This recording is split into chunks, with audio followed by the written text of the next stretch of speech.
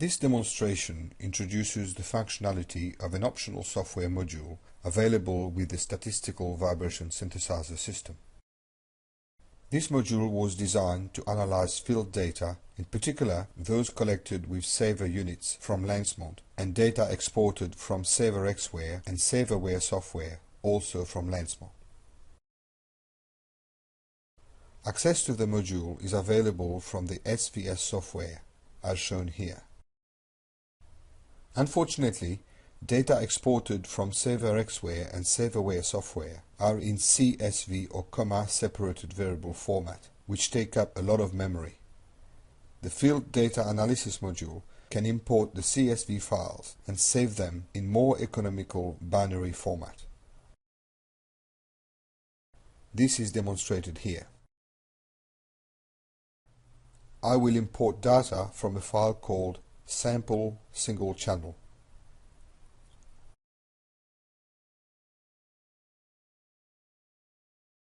The message tells us that the RMS distribution will, by default, be computed using a window width corresponding to the duration of each event.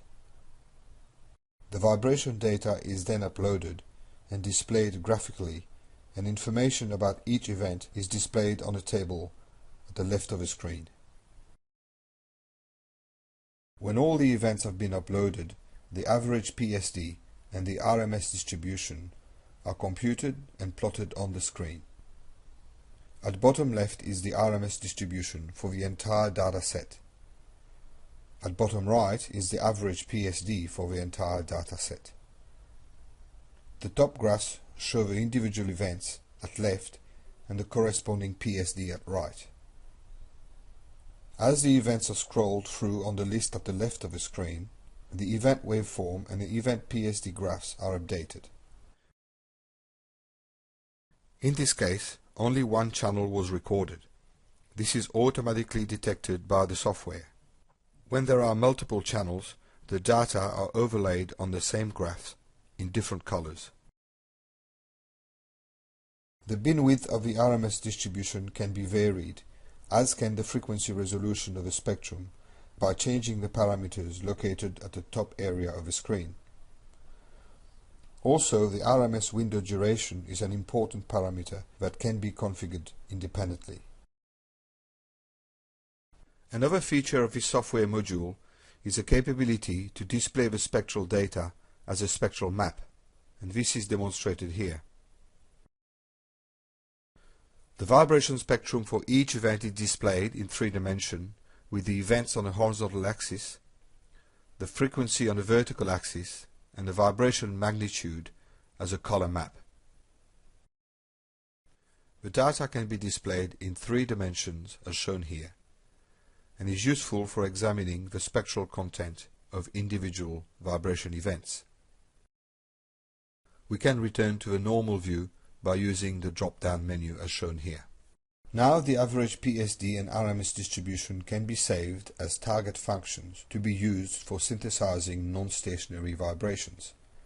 This is done by selecting the Export to SVS Libraries function. This creates new worksheets in the current Excel libraries, which will contain the new target functions, namely the average PSD and the RMS distribution.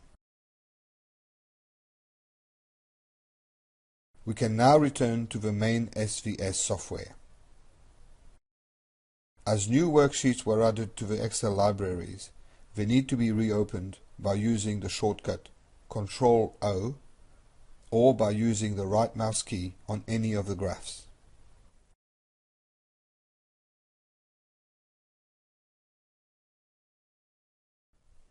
Once the libraries have been reloaded, we use the drop-down menu to select the newly created RMS distribution.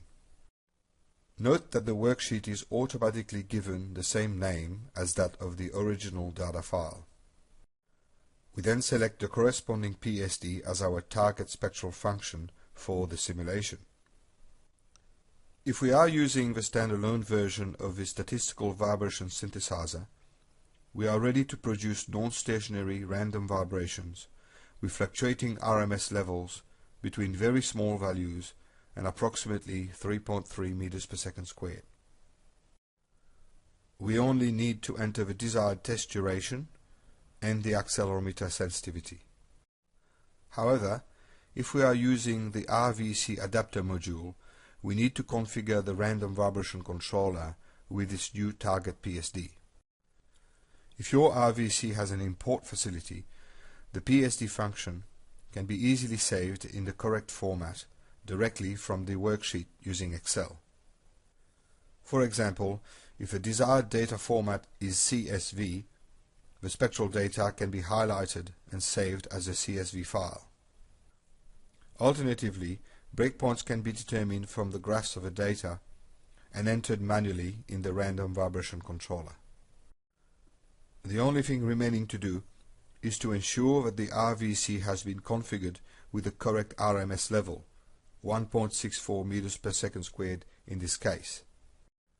Only then will the Start button appear. When it is pressed, the system computes the required stroke to produce this PSD for the range of RMS levels described by the RMS distribution. This concludes the demonstration, which showed how to use the SVS system to its fullest by using real field data to determine the complete statistical characteristics of our distribution environment.